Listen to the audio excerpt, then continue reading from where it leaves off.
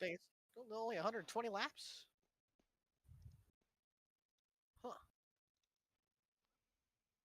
Really? Yeah, That's gonna be a quick race. dude. If we go like green all the way, dude, it's gonna be like 5 minutes. Not All right. actually, but Make sure we're live on this deal. Oh, we are. Okay, cool. oh my Cool. package. Oh, dude, my package just came. Let's go. Hey, folks, what's going on? Doing a little bit of behind the scenes stream. I got Alec and Timothy, and I think Joey will be joining us in a minute. So thanks for hopping in and listening if y'all are watching the stream. If not, if you're watching it later, cool too. So Hey, thought it'd be fun to kind of show off a little bit of behind the scenes, see what it's like behind the broadcasts and all the stuff that goes along with that. get to watch Eddie be a master at work. Shoot, get to listen to y'all be a masters. That didn't make sense. What? Hey, Alec, do you Hey. know Brian Blackford? I know him, yeah. Like, I don't talk to him, but I know of him. oh, okay. I didn't know if you were buddies or something with him. No, I used to be friends with McCandless. I haven't talked to him in a while, but cool guy. I love good guy. Oh, okay. I know he's doing cars tour stuff and he's doing Coke stuff. So Yeah. Well, I was gonna. Who did I say? Brian who? Blackford, Yeah. Did he? Is he the one that made Drafty Car, right? he is the guy that made Yeah, Drafty yeah. Car. I've been playing that. I thought I Dude, saw his name. Drafty Car is wonderful. I saw his name and I thought, wow, this is cool. I know that name. I used to race with him back in the Dude, day. I'm not even gonna lie. Like when it first came out, I was up until like 1 a.m. my time playing Drafty Car, like laying down in my bed before I went to sleep. Like, dude, I need to win a race before I can satisfactorily. I don't know if that's even a word, but satisfy Satisfactorily. myself. I satisfy myself to go to bed knowing I'm All doing right, all Drafty. right. Easy. Okay. Alec, we don't need to be satisfying ourselves on the stream. Okay. All right. Easy, Tiger. All right. I get the right theme today. Last week, last week I had the wrong theme, so people's photos didn't show up. Killing me. Did you watch Truck Race today? No, I didn't. Was it good? It was all right. It went bad. It's funny little race. Not gonna ruin it for anybody that hasn't watched it. It was an interesting race. Oh, I think I was doubling up mics. Well, get this. Trying to get everything rolling here. Too worried about this stream that I'm not paying attention to what I need to be doing. Yeah, for those in the stream, got Timothy Jones, which some of y'all know him. He's been running race control on Sunday nights, and he is in here doing a little bit of shadow and maybe learn to do a little bit of producing. Isn't that right, Tim? Yes, sir. Yes, they're very interested. Cool. I could never bring myself to. Well, I don't have the computer for it, but I feel like, man, there's so much stuff to do. I don't have the monitors. Heck, Eddie's got this set up all Yeah. good to go. He's got like 8 monitors. It's crazy. Yeah. I mean, what you can't see over here is there's another The other computer. one. There's another computer. That's what I'm controlling right here. This is the game screen from that one. This is the UI from that one, and then just a random. We don't like to say Gotcha. we don't say this word anymore. I'll hide that one. But this is where I look up different things like point standings and stuff during, if I need to look at something, see who's won a bunch of races, I can click over here, and also looking at my computer temperatures because I'm a big nerd. Yeah. Gotcha. You know she's hot. That's why you bought her. That's right. Got my own. Well, y'all ready for a good race tonight, Bristol? I was sad to see it get postponed, but I know Hey. Milwaukee is not my favorite track, so I'm happy to see. Hey, that was a good race. That was an interesting race. I watched it back. Yeah, it Did was. my due diligence for not being there, so I was like, I'm gonna watch it back. It was a pretty good race. Good bumping around there. Yeah, should yeah. be. Great But battle at the end for sure. But Mike should did. And this is like, I mean, you don't know to do it at the right. You don't know when it's the right time. I get what he was trying to do. If he would have waited, because he did it in 3 really good, and then he had a chance to get back to him into 1, and he hit him on the exit with the way love iRacing, but Yeah. hit him and it spun him. That's all I can say on that part. But he hit him and he spun him. So, yeah. But it was, it was a good race. So for Milwaukee to put on that kind of a show, it's very rare. So it was good. Yeah, These guys put on a good show. Yeah, I was a little bit worried about that one, so I'm happy that it turned out the way it did. Good to see Cody get a win. Yeah, four different winners, 4 different races, right? Yeah, it was like 7 or 8 last season, so I'm looking forward to the same thing. It's just so competitive. There's so many good drivers. Like looking down the list, Kostick can win, Mullins can win, Kurtz can win, Levi McCarty can win, Nekula can sneak a win in there, Cunningham, Ellingson, Drabick, Jake Ham can get a win. Jewel has been getting better. Who? Andy Kurtz. Yeah. New driver, I think, right? He races in a lot of series. I've seen the name around before. Yeah. Yeah. I know he's raced in oil. Yeah, I think so. Yeah. Yeah, because I broadcast a couple races over there, and I think they did. He was there. Yeah, they had a bounty on him in the ARCA series last season where Nice. he had won like 8 straight or something crazy. That is impressive. Yeah, he's a big boy. Big guy. Oh, Tony big guy. Fix setup. So anybody that's watching, and Timothy, just to give you the full setup, this over here is where the feed actually happens, all the inputs and stuff that get shown on the broadcast. So everything that kind of pops up, the game, all the stuff, everything on these screens feeds into over here and then gets sent to YouTube. So that's what all this stuff is. The stuff in the middle is your timing screen, timing and scoring. You got your cameras that we'll use to change, and then the overlay stuff. So if I want to show the driver info or the grid or anything, that's all right here. Up at the top, this is what you're watching. So it's a completely separate stream. Just showing the behind the scenes, and Timothy gets a little behind the scenes as well. Heck yeah. And then Discord here, and then over here is the game and a little extra stuff that helps with the broadcast. So a lot of stuff going on. Got to get the cams up. Video Ninja. I think this is where I never asked you, Eddie. What's up? Who's your favorite driver growing up? Jeff Gordon. Jeff Gordon. Okay. Yes, I was a big Gordon fan. My dad was an Earnhardt fan, so must have been fun. yeah. Well, I think that's why I picked it, because I didn't want to be an Earnhardt fan because my dad was. So I wanted to be a fan of another driver, and I picked the one that everybody else hated. Heck yeah. I was born a contrarian, I guess. There you go. I've always been a Kyle Busch fan, so like now I hate it here, but it was a good time when it was going. Yeah.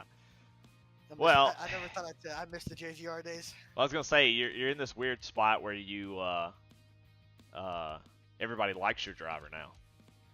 Yeah, it's kind of weird. Alex, it's like, can you it's join right. camera, please? Oh, my bad. Hold on.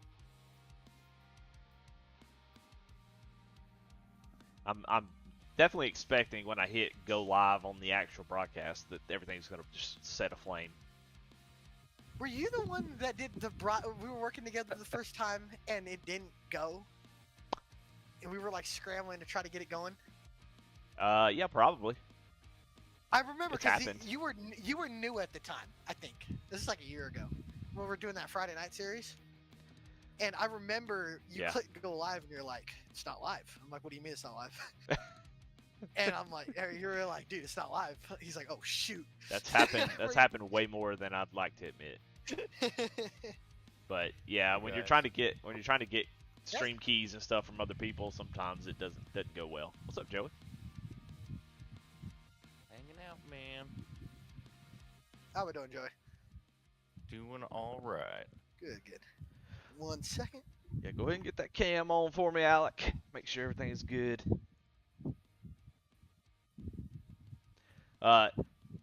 For the I'm getting him breathing through the mic too. Are you getting that, Eddie? Oh yeah, he's really getting into it. Is that me breathing? No, it's Alec. No, it's Alec. Okay. Sorry, there we go. We got to get you a noise gate, brother. A noise gate? Yeah. He just needs a proper XLR microphone. It'll get rid There of you all that go. shit. Yeah, you need a proper XLR microphone with the audio interface with the USB Oh boy, I mean, that I'm sounds just, fun. 3.0. just letting you know. You sponsored by them, The Joey? the voice in chat is Joey Atterbury, the lead announcer for tonight. What did you need? You needed me to get on the camera? Yeah. Yeah. There we go.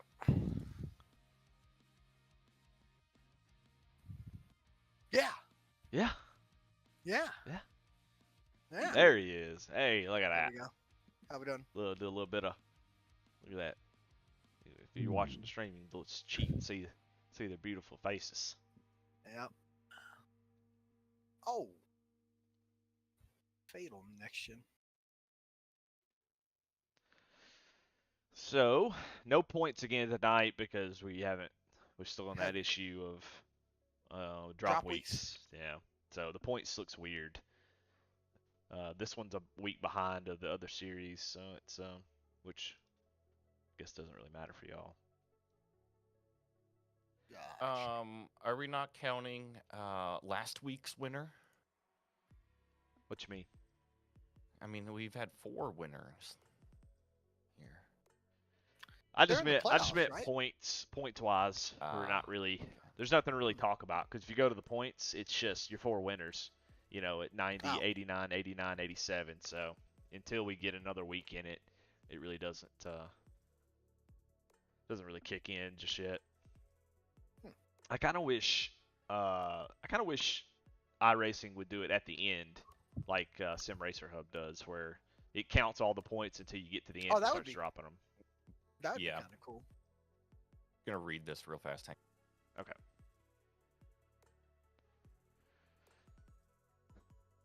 You know, it was pretty cool. I won this like contest thing, and I got like a piece of Kyle Busch's 2008 Daytona 500 car. Oh wow. Yeah, from his 2008, his first ever race with Gibbs. Got a piece of that car, and I thought it was pretty cool. Awesome. Like For those in chat right now, just be aware that this is a companion stream. If anybody wants to see or watch the production from behind the scenes, if you're on this video right now, you won't see the actual broadcast. So you'll have to go over and click the link that will be the actual broadcast link, like what you normally use. So just be aware of that. Once we go live, you'll hear everything, all the music, the announcers, but you'll just see this stream right here. So definitely go over and watch the actual stream. You can come back and watch this later. But if you're wanting to be a part of the broadcast, definitely go over to that broadcast stream. It's listed in the broadcast links in the Sunday night or the Friday night truck series, or on VSPEED. It's the one that has Bristol on the thumbnail. So make sure you're watching the right stream. Can you list the programs you use to do this? Yeah, I could do that. I'll just tell you what they are, and you can go back and watch them because I'm not going to type that out right now.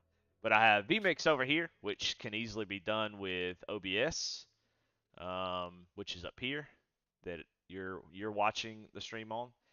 But I use vMix just because it is more industry standard, I guess, and it has a lot more features that I think are really awesome. So that's over here on this screen. It's called vMix. A little bit expensive. Start with OBS if you ever want to do it yourself. A good way to start. Over here, I have Parsec, which is a game streaming thing that I use to be able to pull in the feed from my second computer. So that's what this screen is. So that's Parsec to be able to do that. And then this is ATVO, all this right here. This is everything that we use in the broadcast. And then up here is Discord and various windows like the driver cam scene and the notes for tonight. So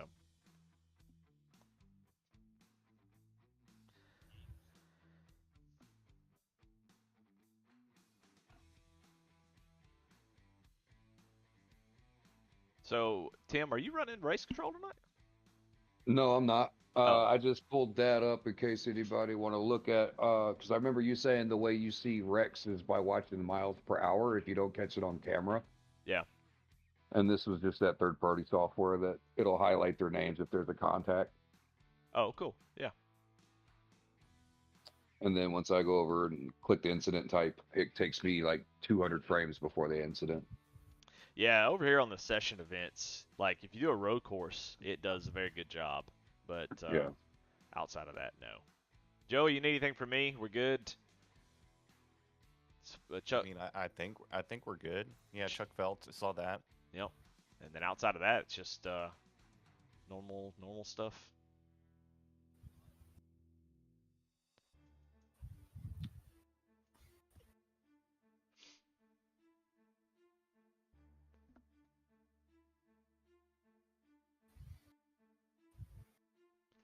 And Tim, you can go ahead and cut that live off if once we get ready to go live, which is in just probably under about 10 minutes. Just make sure you mute yourself if you don't mind. Right.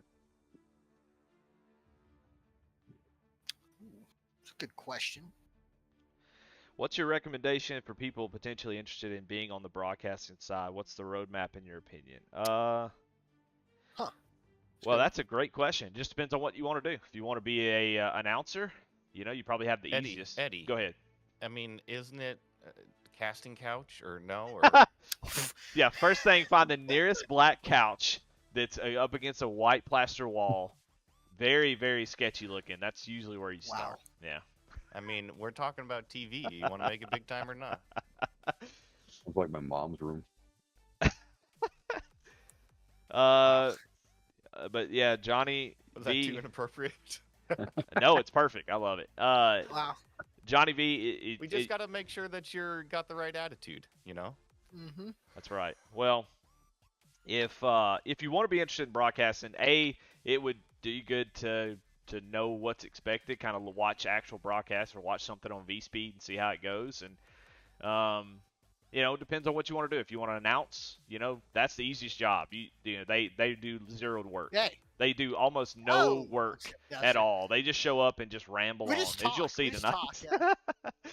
And the producer side, that's the one that does all the work. They're the ones who don't get any of the glory either. So, but just depends on how techie They're you are. also the ones that screw up the broadcast all True. the And time. then the broadcasters have to account for the screw up. Yeah, it doesn't go live, that happens. There are things pop up on the screen that shouldn't.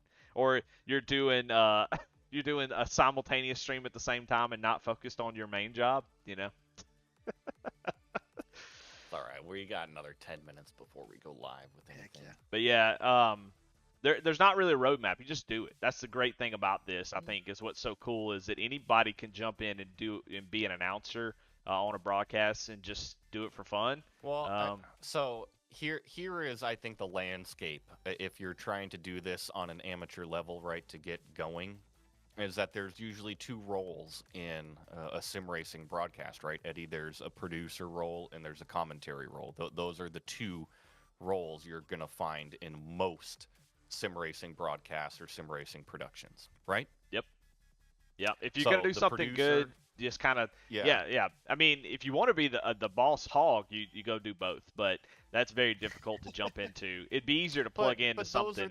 Those are the two roles, right? And Yep. producer director is the one that's controlling the graphics and the overlays and the timings that you see on the screen. So when you go pre-race, you're responsible for showing the track graphics and then rolling into the next graphic and rolling into the grid and making sure that the commentators are following their preset plan, right? Their outline, if you will, hitting point 1, hitting point 2, hitting point 3, hitting point 4. So I think the producer and director is doing more work behind the scenes with the computer programs itself, displaying the graphics and making sure all of that is displayed for viewers, while the commentator is more, their role is to take the viewer by the hand and kind of guide them around and show them this experience of racing. So I think that those are kind of the two roles. And which one do you like more? If you like both, then great, go do both. But some people like one more than another. Yeah, there's a lot of responsibility with producing. That's the toughest part. Is you've got to have the setup to do it, the computer that can handle it. You've got to kind of dig in and kind of dig your heels in, find the programs, figure them out. You have to do a lot of that yourself. There's not a whole lot of help. There's not a one-stop guide to how to broadcast on iRacing. There's no school. No, so Yeah. it doesn't exist. You basically Eddie what? Smith production school comes out. Hey, that's what we're kind of doing right now. Yeah, So yeah. that's cool. But yeah, What is it? Ball State? I think they do a good job. with media and State? broadcast. I mean, I don't Yeah. know how old, but there are several universities that are good with broadcast and media, For sure, yeah. depending on Yeah, and a lot. education, There's what you're some that looking for. do actual, iRacing broadcasts too. So, but the Mhm. roadmap, just like anything else, is just do it. Get started, do it. If you want to do something like this, you just do it your own. I mean, you start your own YouTube channel. It's free. All the programs that you need to broadcast iRacing is free. You don't have to pay for it. It's just how much you're interested, how much work are you willing to put in. That's always sort of the kicker. For sure. But a lot of folks at VSPEED have a lot of knowledge and experience, and definitely have a lot of opportunities. But if you know anything about racing, you can literally just talk and have some just kind of speak your experience about our racing. A lot of times that's good enough for like a co-announcer for sure. That's what I do. I mean, as a co-announcer, like I Joey will give me a point to talk about, and that's what I do. And whatever I see on track, if I kind of have the Dale Jr. approach. Like if I see that on track, I'll probably say something. But I Yeah. do tend to sometimes try to take over, which I shouldn't, and I try to get better on that for myself. So, but yeah, you just learn as you go, kind of thing. That's what I've always noticed. Is just like I was lucky enough to have known Adam, who was like the founder of the company at the time, and you know, I was like, hey man, like I think it was Championship 4 race at like at Atlanta, and I didn't make it. And I was like, hey, do you mind if I like broadcast? And he was like, sure, man, I could always use somebody up here. He had done it by himself. And after that, I feel like broadcasting for me, it gives you such a different, like, it's one thing to race, but it's also different to broadcast because you know what you're feeling inside the car. And when you're driving it, you know what to expect kind of once you get laps on with it. But you see it differently when you see a bunch of people racing at the same time, using different lines and kind of trying to see who's faster. It's like being at the race. It feels like you get to see different things, experience it different, and that's what I've loved about broadcasting to me. And this is a great And I, example of being two-winded, is what that is. yeah, I guess.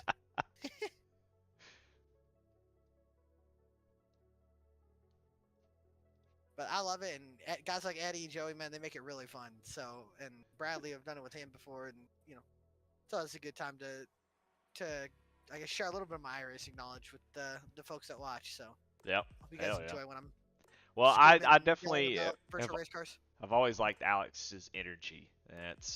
That's hard to get. And sometimes you've seen a lot of broadcasts where everybody's just kind of not really bringing it. When something exciting happens on the track, it stays monotone. So Alec definitely brings the juice, as I like Dr. to say Jerry it. Punch. All right, we're gonna go live on the stream. So Before we get going, I gotta get a water so I don't have a choking. all right. Please don't let this blow up. Dude, well, I mean, you've already got the axe murderer running with the knives. I see you've got task manager up and running. That's yeah, that's me making sure nothing is about to explode, That's so I can no, cut that's it the off. dude with the knife on the neck to the program. Like, you better do right, or else you're getting it. Yeah. Yep, that's exactly right.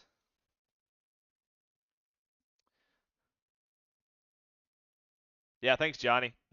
Everybody should go over to the main broadcast now, unless you're weird and you want to see this the whole time. But the other broadcast should be going live right now at this moment.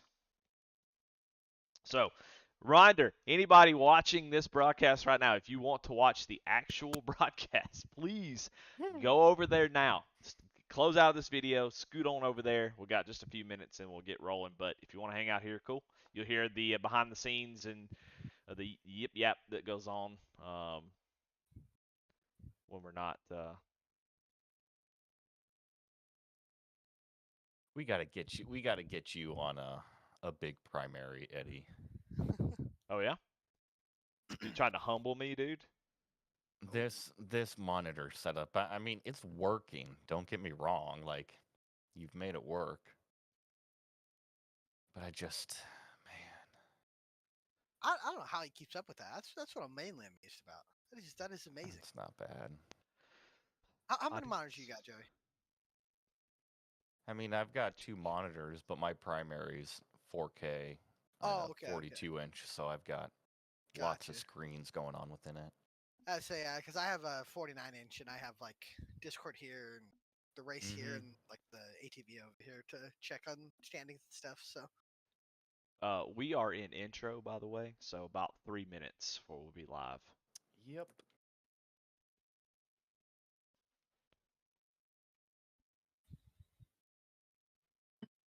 this race will either go by in a hurry or it's going to take a little bit. 120 laps probably not the worst thing if you have a bunch of cautions, but if True, not, true. it's going to scoot on by. Dude, I'm actually like a snap little a surprised finger. by that because that's what they normally run for mile-and-a-half tracks. I said I was expecting like 200 or like Yeah. 175.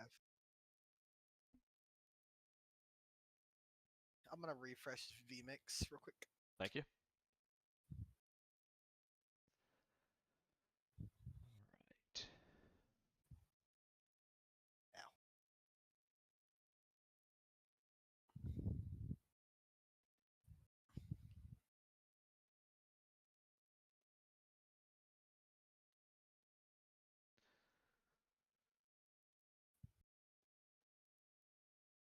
All right, and those watching the other stream, the behind the scenes stream during the broadcast, I will not obviously be paying attention, and there won't be anything going on there. Just focusing on the actual broadcast itself. So if you say something, I ain't responding. Maybe under caution. Oh no, you can't. No, Get cooked. dude, I'm locked in, dude. All Are right. you streaming your behind the scenes or your the actual like screen that you're working with, like race Eddie Discord? This is the behind the scenes. You should be able to see it on VMix, a call, the actual. Okay, I got you. Oh yeah. All right, about a minute, and we're going live.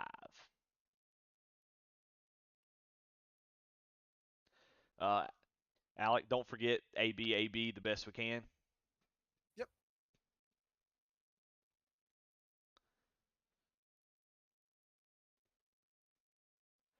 All right, going into the stinger now. 35 seconds. You say AB, you mean let Joey do his thing, me just do my thing? Well, yeah, just to give each other Yeah, I room don't to want to talk talk over him. and Yeah. yeah. It's fine to kind of go, oh, but that's Oh. it, just kind of let it Yeah, of ride, course, man. yeah. All right, 15 seconds. Good luck, have fun. Sure. All right. Speed gentleman. Mics are going hot now. 5, 4, 3, 2, 1. Welcome, Goat Locker fans, to another race under the lights for the Veterans for Life Racing Truck Series. The season has started off with seeing 4 different winners in our first 4 races, but tonight throws a different challenge at the drivers. We've seen high-speed superspeedways, we've seen bumpy racetracks, but tonight under those lights at Bristol is our first true short track of the year. Strap in tight and let's get ready to watch round 5 of the Truck Series, and you'll see all 15 races right here on VSPEED. I'm Joey Atterbury, and joining me in the booth tonight is Alec Martinez, and we've also got Eddie Smith behind the scenes working the controls as our producer. Cams. And Alec, it's good to have you back here in the commentary booth once again. Tonight's challenge, it's going to be Bristol, the first true high-banked short track of the year. Yeah, man, Bristol, they don't call it the fastest half mile in the world here for a reason, and this track is fast. These laps are going to go by fast, but they also got to conserve tires here. We saw, a little bit of shades in the spring race and the Real Life Cup Series where tires wearing off immediately. What line is going to be usable? What's going to save more tire? Bottom or going to carry the momentum on the top? I think we're going to be in for a very wild and chaotic race, and it really feeds into the narrative of 5 for 5. Can we get a 5th different winner in a row? That's something that I think we look at last week with Cody McElwain winning at Milwaukee, and just having different winners every single week. I wonder if we can keep this trend going. And speaking of those opening weeks, we started the season at Talladega at the end of August there. And then we hopped over to Nashville, saw our second winner, and then on to Atlanta, the new Atlanta Motor Speedway over there. The one shakeup in that schedule graphic is that tonight we are here at Bristol. So basically, Milwaukee and Bristol, they swap places on the calendar. And then next week, we will go to Dover there for round number 6. But speaking of tonight, it's going to be Bristol here, Alec. And it's a steep track, it's a short track, and the emotions, they are going to run high. Yes, they are. And we look at our track facts, and here open in July in the year of 1960. And then you look at Bristol, Tennessee. It's no rain to worry about, obviously, as we're on the sim, but the banking is always the story of Bristol. So much banking in the corners, 28 degrees. That top lane is going to be the lane you're going to want to be in to carry momentum, be a passing lane. But that bottom, you don't see it, but there is the resin down there to have a little more extra grip, to get a little more grip on the bottom. So will we see guys go down there to the safe tires, and then once rubber gets put up on the outside, we'll see the dynamic track come into play, see guys moving around. I think that's the thing we all want to see, but these drivers are going to have to be easy here with the set of tires that they have to save their tires and then pit for tires when they think it's necessary, because tires might be the difference between getting stuck in track position and being able to make yourself move up to the field. Now, what's happening right now is the drivers are in a qualifying session. We've got a couple minutes left there. We'll return with the grid right after we listen to our national anthem performed by Navy veteran Jared Ashley. Oh. Okay, mics are clear.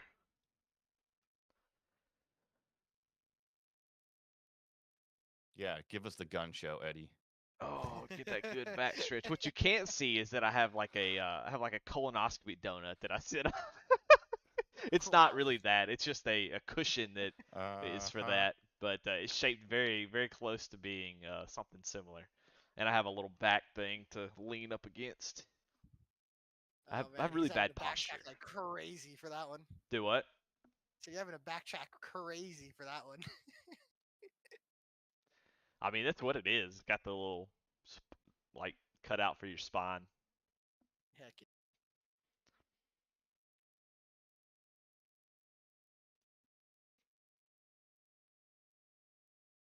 All right. We'll come back and that gum will be right into grid, so we're good. Perfect. Yep.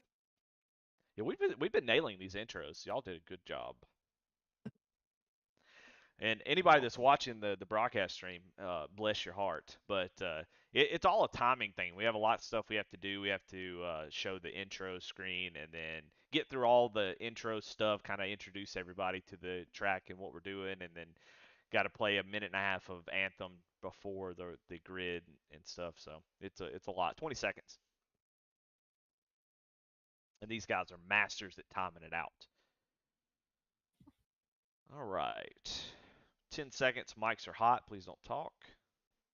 Home of the 4, 3, 2, 1. Always love listening to Jared perform that. And just as I say, we have clicked over to the race session, which means we have got your starting grid and, of course, the Jam Printing and Promotion Pole Award. That goes to the number 3 of Michael Kostick here under the lights at Bristol. Joining next to him on the front row will be the number 51 of Jesse Necula. In third place will be Craig Bontrager in the number 49 with Andy Kurtz in fourth. Daniel Cunningham starting in fifth with James Goshen in sixth. Jake Ellingson in seventh with Jeremy Gardner in eighth. Stephen McDonald in ninth, and Jamie Mullins is going to round out your top 10. And in 11th, there's going to be Tyler Justice. To his outside, James Kaufman. Howie DiSalvino will roll off in 13th, with Mike Browning to his outside in 14th. Last week's winner, or I should say 2 weeks ago's winner, the last race winner, Cody McElwain will roll off 15th. Chance Taylor in 16th. And Patrick Drabick, the Nashville winner, will roll off in 17th. Jamie Barkis rolls off in 18th. 19th is going to be Mike Bertosa will be rolling off in 19th at 43 truck. And the Chuck Phelps in the number 75 truck will be rolling off in 20th. 21st sees George Jewell in the number 36 machine. Matt Knight starting in 22nd. David Duke in 23rd. Jake Ham in 24th. And I believe there is a couple more back here for sure. Levi McCarty. And I believe that is going to be the 25 trucks we are going to see here tonight at Bristol Motor Speedway. Something special that Goat Locker Racing does is they basically celebrate every single member of the Goat Locker Racing team. Tonight, the vet spotlight is going to be Chuck Phelps. Chuck Phelps is our resident Marine. He served a total of 21 years, 10 months, and 22 days. 13 of those years in the United States Marine Corps and 8 years in the Army National Guard. Chuck has deployed multiple times in support of Desert Storm and Desert Shield, Operation Iraqi Freedom, and Operation Enduring Freedom. Chuck's duty stations have included Camp Pendleton, Camp Lejeune, Okinawa, and Norway. We love having Chuck as a member here at GLR. Semper Fi, Marine. And also, Chuck Phelps, when we see him on camera, in my opinion, the biggest biceps in sim racing. I would not want to mess with this guy at all. Here he is on the camera. As you can see, Alec, I would not want to get tangled up with him. Yeah, no, we're lucky we're racing on the video, or I should say on the simulator, because I think this real life, you get him mad, man. Whew! I think you're right. I would not want to mess with that. That would not be good. Oh, he is a great member here at GLR. He's always showing up every single week in and week out. And speaking of this week's action, you see a race analysis down here on the lower left part of the screen. 120 laps at Bristol, 35-mile-an-hour pit road. And I think the biggest thing about pit road is that if we see green flag pit stops, it's a little bit of a confusing pit road and very, very difficult. 4 tire sets available to him, 2 GWC attempts, and of course 100% fuel load and that fast Makoni fixed setup underneath the trucks. And as you can also see, drink some Mountain Dew, especially if you're Jeremy Gardner out there, who's always got it on his side. But we are green flag here at the Coliseum. Michael Kostek and Jesse Nekula lead them off into turn number 1 side by side throughout the entire field. It was 15-second laps in qualifying, and it's going to be interesting. Highline's going to lead the first lap. Nekula from second, going to lead that first time. As you can see, Kostek up the red track, trouble behind in the 85 of Goshen goes around in front of everybody. Seems like most of the field, no, they don't. David Duke and a couple others pile in. I think Chuck Phelps is one of them, the 64 of Knights. I believe the 4 truck of Browning also involved a big wreck early in this race. It looks like bottoming out there. The first caution strikes early.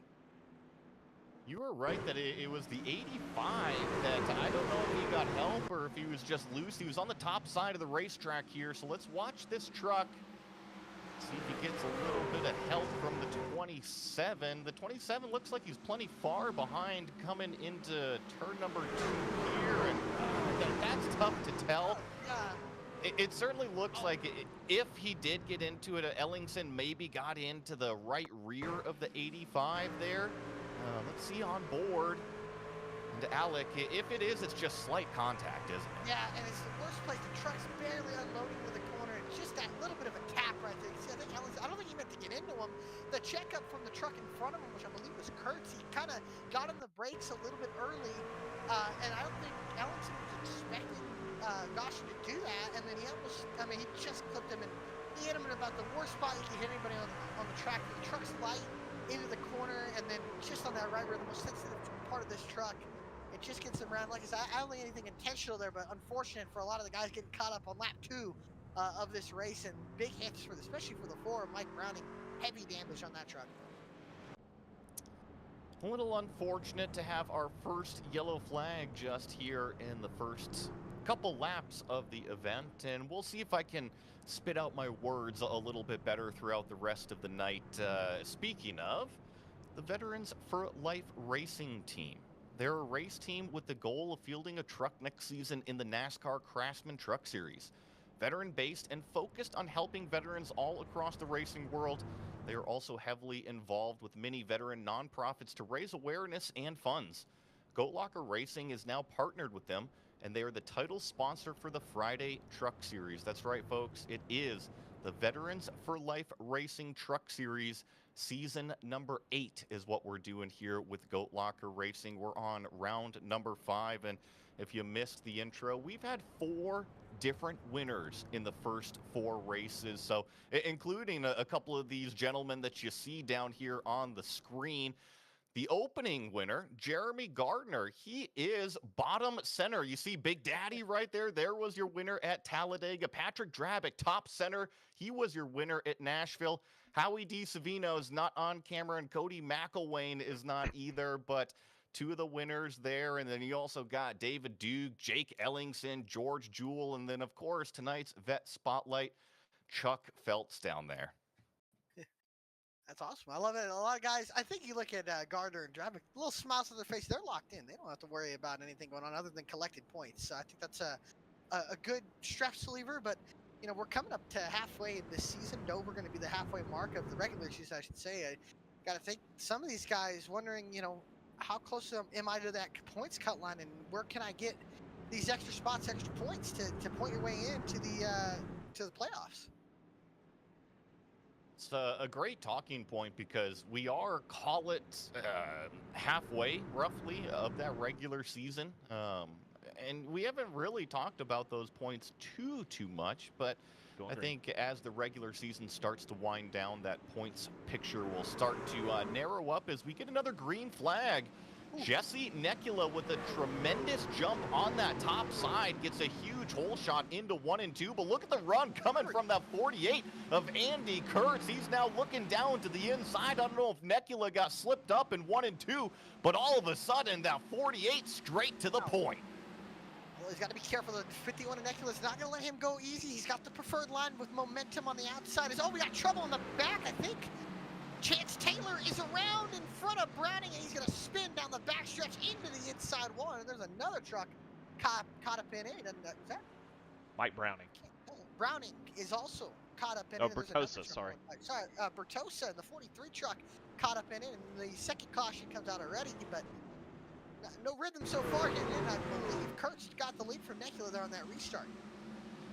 So watch the 14 truck here. He's going to spin all by himself coming into this next corner here. It's just a little bit of a loose condition, and then the 43 doesn't have anywhere to go. I'm not sure if the 14 maybe jumped on the brakes a little bit too hard, and that's what caused the loose condition, but that's ultimately what happened. 14 loose, 43 couldn't avoid. Yeah, I think it's another case of the checkups on the entry of the corner. We'll be on board here with Chance Taylor going into 1, and I think you got to look. The truck kind of needs to set into the corner because then the banking will carry you off on the exits. I think here as he's riding behind here, I think he almost has to get on the brakes to not hit McElwain. And then I think right there is that who else was that getting caught up in there? Was that Marcus as well? Got a little piece of it. But I think there's maybe a stab at the brake to slow down the truck from not hitting the truck in front of you. And I think it puts too much on the rear, and it kind of looks like you guys are just losing it on the entries of the corner. Truck's not loaded in, and then you put even more rear brake into it, kick the rear end out. It's just tough to save there. You know, it just gotta. It's so the field's so tight together on these restarts. It's almost like it's bound to happen. As we try to get a little bit of a rhythm under the pace car here, want to give a big-time shout-out to Jam Printing and Promotions. Since forming in 2013, Jam has contributed printing and promotional sponsorships to more than 60 local nonprofits, with the primary focus on organizations that assist veterans, women, and children. They have been with Goat Locker Racing since the very beginning, local and veteran certified. When they do well, they do good in the community. Thank you to Jam Printing and Promotions, and of course, they give away the Jam Printing and Promotion Pole Award every single race. That was the number 3 of Michael Kostek here today. And then, of course, that 07 machine always representing that livery there. It's a beautiful livery, isn't it, Alec? It sure is. What's the nickname you have for it? I call it the creamsicle. The creamsicle, there you go. Yeah, because it's totally, I mean, a summertime creamsicle. I mean, is that not a spitting image or what? I mean, yeah, you get the white there and the orange, man. Honestly, I'm gonna be honest with you, I haven't had a creamsicle in a hot minute, and every time you say that, you make me think to myself, like, dang, I kind of want that, but Yeah, Jam printing press. That's awesome. That's a good scheme. They obviously have a great livery to go with it because you can't miss it. That's the good thing about a good paint scheme. When you look at it and you know that that's Patrick Draven. When you see that scheme, you know it's him. And I think they did a great job designing him because you can always tell where he's at on the racetrack. Also representing with that shirt, got the Jam Printing and Promotions shirt got it all. going on right now. So Patrick Drabick knows how to represent, and he's going to try to get it done. He was our winner at round number 2 in Nashville, so I wouldn't say that the pressure is quite on the shoulders of the 07, but he is always one of the fastest out there. So pace truck off of the racetrack, and the 48 stands on the gas. That is Andy Kurtz, and once again, that high line gets the nice launch into turn number 1.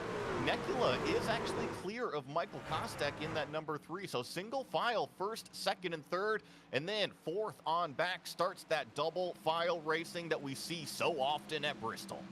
Yeah, the top 3 kind of pulling away. Cunningham on the outside, Bontrager on the inside of that North 49 truck, but look at the gaggle of trucks behind them. Oh, there's contact. This could be big.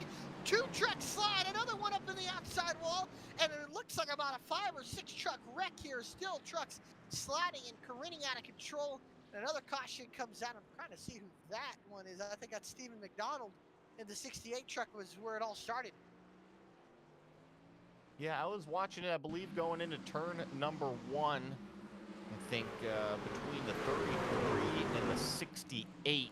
I think that the 68 was expecting the 33 to maybe leave a little bit more room up on top of the wall there, and they just kind of tripped over each other, right? So if you're this low truck, call it in the middle groove, you're expecting the truck on your high side to go all the way out there to the wall.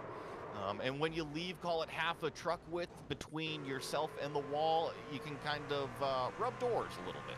Yeah, and it leaves really no margin of error for the guy on your outside here. Like I said, I think Justice running a little bit low, but he kind of has to run lower like that because the marbles on the exit of the corner. And I think Steven McDonald just kind of came up there, didn't give him enough room, and that's where, like you said, they rubbed doors, they hit each other, and then ends up with, obviously, surprisingly, a smaller wreck than I thought it was going to be. I know it still took 2 or 3 trucks, but look at how many trucks got by this. Great save by Browning on the inside there, but look at all the trucks behind him. That could have been a massive wreck, caught 10, 15 trucks out of it in it, and essentially a 3 or 4 truck wreck. McCarty did a great job. I don't know if he got much damage. He just kind of clipped the 33, but other than that, he did a great job of avoiding the wreck, and that was not Browning, I believe. That was Jake Hammond, the 87, that had a big miss there, so a good save as well. So, as we just kind of regather everything under the pace truck here, it's not the pace car, and trust me, you're going to hear me say it all night. I refer to it as safety vehicle, pace car, and then I call these things race cars all the time, but they are the trucks. So, just kind of making our way around the yellow flag here, and it looks like we've got Chuck actually joining us. And Chuck, how has the race been for you tonight? You were our vet spotlight, so I'm happy to have you joining us in the broadcast booth. What's it like from your point of view in there? One, thank you for having me be spotlighted. Didn't know that, but thank you. In the back here, I don't know what's going on up front. By the time I get to the wrecks, it's already happened, so I don't know what's causing it. People are aggressive or getting loose or whatever, but it's just sort of trying to keep pace, but also being very cautious here in the back. Because again, with the blind corners, you know, yellow flag comes out, and then you rely on your teammates or your spotters to tell you how to avoid it. So far so good, but I can't really tell you how the racing is. I know we're going back to green here, so real fast, because you are kind of battling that, are you a 2-footer iRacing, 1 gas, 1 brake, or are you 1-footing it? Say that again. My spotter was talking to me. What was the question? No. Are you a 1-footer in iRacing, or do you use 2 feet, 1 gas, 1 brake? No, absolutely 2 feet. In fact, I drive that way in real life, to be honest with you. Well, we'll let you get back to it, Chuck. Good luck out there on the racetrack. Thank you. All right, well, as he communicates with his spotter and gets ready to go back green. Barney's got that flag in his hand and already waving it on the front straightaway, and that hole shot from that top lane is very, very strong on these restarts. But that bottom row does get clear, so Necula into second, Cunningham into third. Jeremy Gardner is now that red truck in the fourth place position. He's clear, and now the first side-by-side is for fifth. And DiSalvino, if you're on the outside, you can absolutely annihilate the inside line. It seems like the front row gets going. I think if you're the leader, you're just going to want to restart on the outside lane. But I'll tell you what, though, Gardner has some speed in that 42 truck, and so does the 55. Howard DiSalvino, got to remember, has short track experience as well, a short track driver in the real life racing world. So both these trucks, the 55 and 42, working themselves up to the field. Things are pretty tight up front here. We've got Andy Kurtz versus Jesse Necula, because the 51 has kind of found the truck underneath him, and he's working that top side while the 48 works the bottom. Look at how the speed is made between these two different grooves, and now you see Andy kind of run the middle of the racetrack, but the higher you go into the turns, the more momentum and the more speed you can carry down the straightaway, which then can make for these lunges going into the next corner. If you go defensive, you're probably going to go on the bottom side of the racetrack. That way you can drive the car in as deep as you possibly can. Yeah, right now nobody really wrapping their left front tire or their left side tires around on the bottom, except the pole sitter of Kostek, who has had a monumental fall down the field from the pole. Hasn't lit a lap and it's fallen back to 13, but that bottom lane at least, maybe to save tires. I know we have a long way to go in this race still, actually a little bit less than 100 laps, but he needs this run to go green for those tires to work, or saving the strategy to save tires to work. I just feel like right now he's losing a lot of track position. As these top two, though, they're pushing each other hard, but that 42 truck of Jeremy Gardner looks like the best truck on the racetrack right now. We have now gotten just a little bit of fall off and into the 15-second lap bracket, and they were doing 14s, and in fact, Necula just ripped off another 14.9 that last time by, so that's within a half second of where they qualified, and now the 51 is going to the inside of our leader, but the bottom line just gets so choked up in the corners, it might give an opportunity to Jeremy Gardner, one of our already winners there in round number one. He's sitting there in that black and red 42, and we've got a yellow flag on the racetrack. Looks like it might be the 85. James Goshen he's rolling on the racetrack again, so we'll have to back it up and see exactly where this one happened. Battling McElwain there. Looks like last week's winner here on the front stretch here, and then I think the issue will probably start halfway down the back stretch, maybe into turn 3 here. He's battling the 6th truck. That would have been for about the 50 position. A little contact there with McElwain there, and wow, ooh. Oh my goodness, Jake Ham again with a miss. Oh my goodness, what was that the 4? That was amazing. I don't know how he did not hit him.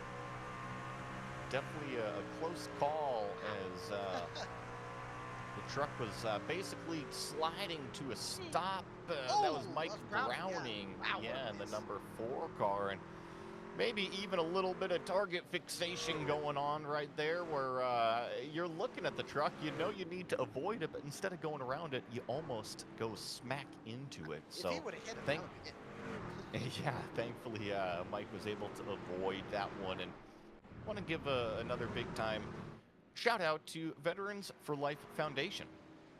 The goal for Veterans for Life Foundation is to both revitalize communities and supporting military veterans, their families' successful transition back into civilian life.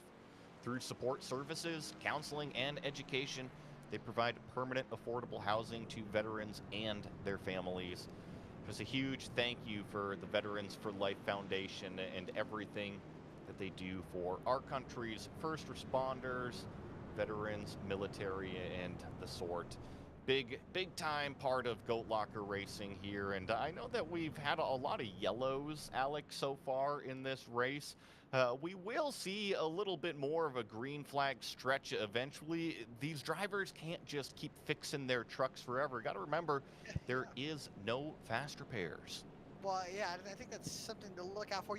At least with this track, the speeds are high, but a lot of damage can affect you, but even a little bit. You've seen cars with no back bumpers win here, so I think that's one thing, but I will say the most interesting point of this race now that has just happened is pit stops occurred during that the caution cycle, and right now from Daniel Cunningham, 8th on back, brought it in to take their first of 2 sets of tires laying in the pits. We've ran about, I don't know, 20 green flag laps here. This will be very interesting to see for later in this race if fresh tires really make a difference. How much can they make it up through there? And sorry, they have 3 sets of tires in the pit. So kind of surprised that maybe the top 6 didn't bring it in, but I definitely like what Cunningham and the rest of the field are doing pitting here and try to get a little bit of an advantage. Now, I'm gonna play devil's advocate. I'm gonna disagree with you here, Alec, just for the sake of conversation, All right. because I feel that we really haven't ran very many green flag laps, right? I mean, call it a handful under the belt Sure. here. So I know that we're working lap number 36 on the counter per se, but when we actually look at the tire life and what's good on those tires, I mean, we've used maybe 5% of its life. Yeah. So yeah. I say everybody who stayed out, they're not going to have a problem because there's enough of them that stayed out. What is it, about 6 or 8 of them that stayed out? So 6, yeah. yeah, those new tires, they're not just going to be able to call it launch off of the same diving board. They're going to have to get through all of those old tires and then start to show their stuff. But it's up to those racers to prove one of us right. Is it going to be the new tires that is starting with Daniel Cunningham in the number 91 back there in 7th place? Or is it going to be the old tires with the top 7 trucks? Andy Kurtz gets that nice pole shot into turn number 1. And I see Patrick Drabick fighting alongside the number 25. He was one of the trucks that did not come down pit lane. And Jesse Nekula in that 51 actually checked him up. You're right, huge wreck behind. Oh, that's big. That's everybody in the back getting caught up, and that's 5, 6, 7 trucks involved. Last week's winner involved. That's McElwain, and I see the 4 Browning involved, and more trucks are in that wreck. Wow, a big wreck there. I think it started with Howard DiSalvino in the 55. Let's take a look here. Highlighting the number 85. The truck you mentioned is right behind. Oh, yeah. Yeah. Partnering, got a piece of it. McCarty, another great job missing it. Oh! Getting Sense in there. Barkus, Knights, Browning in it. McElwain. Mullins I got sent into there hard. And that's going to be heavy, heavy damage on this truck right here, Howie DiSavino. If that name does sound familiar, yeah, real-world racing driver who's already won a race here this season. So maybe was a little bit aggressive right here, the 85. Maybe the 85 not 100% up to pace in terms of how fast the 55 wanted to enter the corner. But even then, you know, you can't just go bowling over a truck directly in front of you. Either way, Alec, they definitely kind of tripped over each other, and a huge wreck ensued. Yeah, and Bristol kind of invites those big wrecks with how tight the corners are. Like I said, Jimmy Mullins and Howie DiSavino, they're going to have heavy damage, probably suspension damage. I know Mullins missing the left front, or excuse me, right front fender, and then right here, you just kind of got shipped into the wreck and then right into the door of the 55, and almost into the left front suspension directly into him. So that's you know, heavy damage on both. You can see no right front fender. It seems to be gone on the 66, and heavy front end damage. So that truck is definitely not going to be in pristine condition anymore tonight. Probably going to really affect the speed and handling of that 66 truck. Well, the aerodynamics don't play a huge role at Bristol. The suspension components do. I know it's a short track, and we've seen cars that are beaten and banged up win at Bristol, especially in the real world. But in the simulator here, if you bend those steering components or suspension components like you heard Alec was kind of referencing, the cornering loads are just so heavy at Bristol, you cannot keep pace here. So if the body is banged up, okay. If anything else is banged up underneath, it is just going to result in loss of speed and a very, very frustrated driver, which is then probably, honestly, going to make the situation worse most often. Ain't that the truth, yeah. Well, like I said, Bristol, like you said, the high loads, we've seen it in all cars. Usually if you have you don't normally see a lot of power steering issues in current day stock car racing, but if you do, Bristol's one of those tracks, maybe road course for sure, but Bristol for sure one of those tracks that you'll see high load in the corners. Tracks is where you'll see a lot of power steering issues, if you get any bit of suspension damage, it just makes the day worse. And it makes the day more of a headache, more than anything, especially for the crew chief on the car who has to hear the driver complain about no power steering or steering damage. And with that caution coming, I will say the top six stayed the top six with the older tires here. So maybe the track position going to work in their favor. But is there a certain point where these drivers are going to have to bring it down pit road, and all these guys that pitted will jump Going them? green.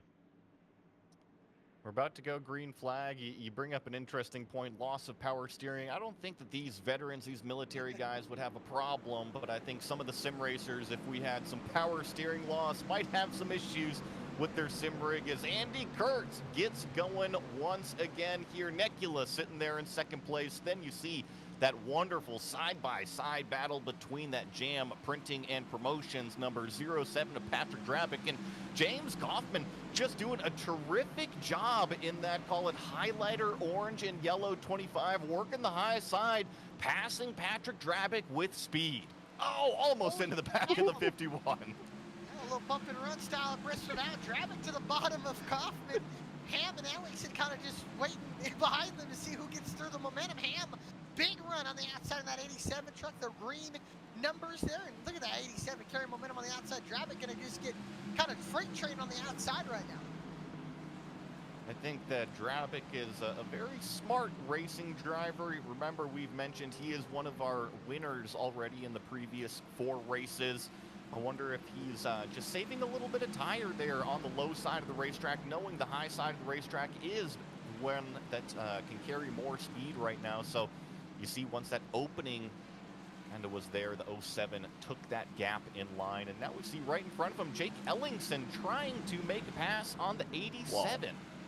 Look at Gardner down to the inside. He's now the first car with fresh tires. How about Levi McCarty as well, poking up into the picture in that 24 black and gold truck. He's starting to move up through the field, but so that 42 truck might be the best truck here tonight as laps get put on. That 42 is digging on the bottom, and now it's going to get caught up here because Kaufman's going to try to get in front of him, and that stacks up the top. The 25 is about 3 lanes wide right now, and now he leaves a lane up on top for the number 87. Let's see about coming out of this corner right here. It's nice right down there in the middle of the racetrack. But what that does, it's a giant roadblock for that 42 now, which was the fastest truck.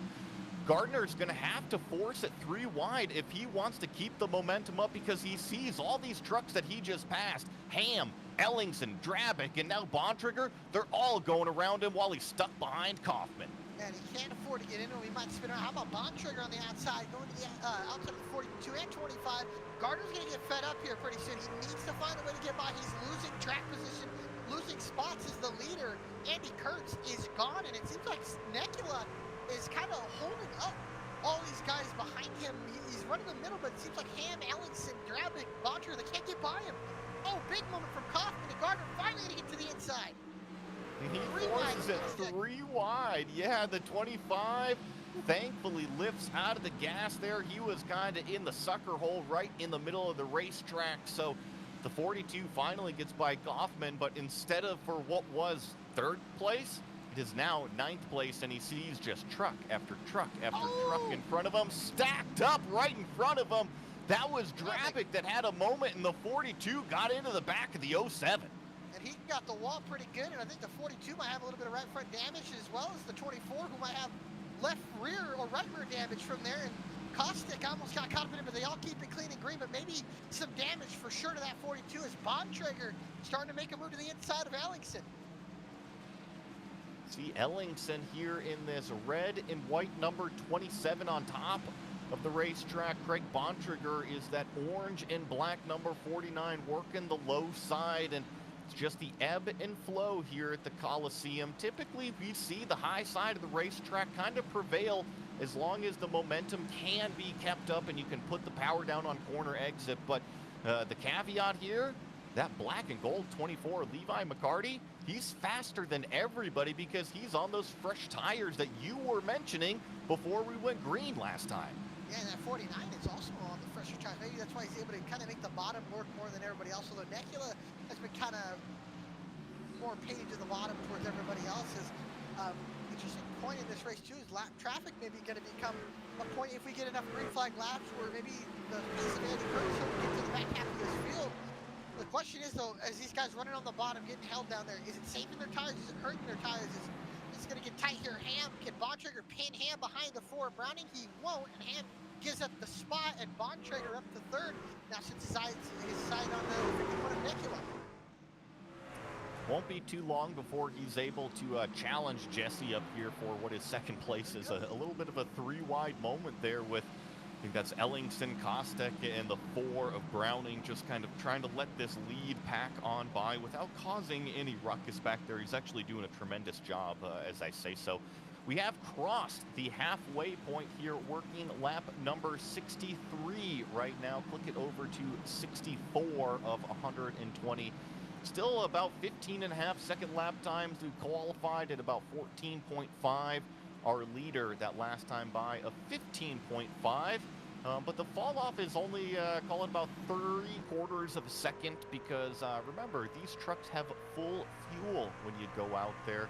Can lighten it up a little bit for qualifying, I believe. So right now running a pretty blistering pace, but that 49, he's about, call it 1/4 of a second faster per lap. Yeah, I think this is the part of the run now. They've gotten enough laps. The fresh tires are going to start kicking in here. And I think this is going to bode well here for Bontrager.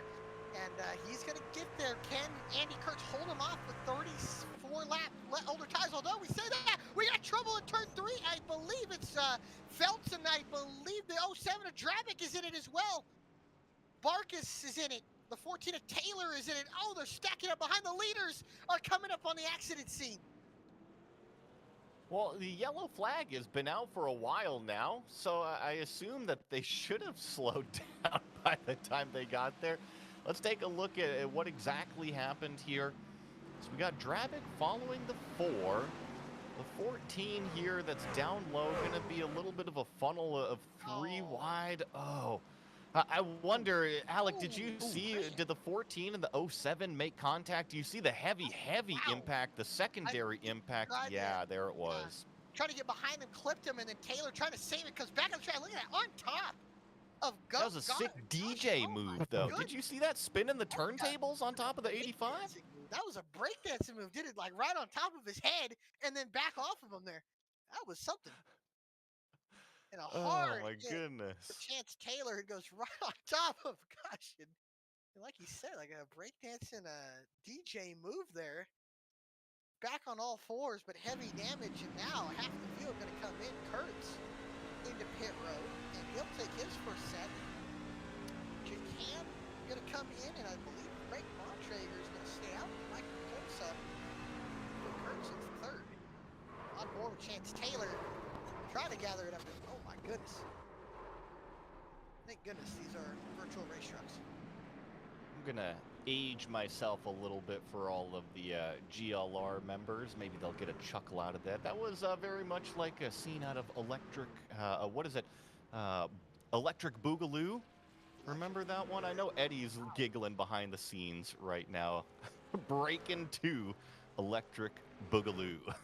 Banger song. I'll be honest, I listened to that. That was kind of music back in the day, man. That's a good song. Keep going. Oh, a big time thank you to Cruisin' Classics.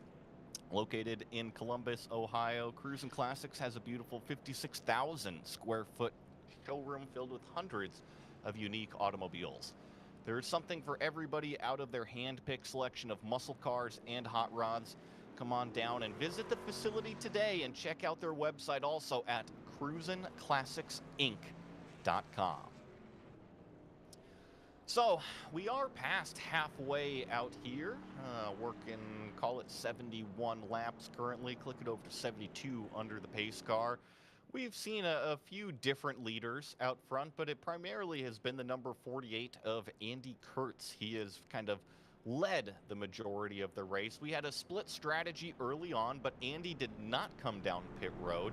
He came down pit road under this most recent yellow flag. Our leader, Craig Bontrager, in that 49, did not pit. He only has 37 laps on his tires, but Alec, I think that he has seen a whole bunch of hungry wolves in his mirror because literally the entire field has brand new stuff behind him.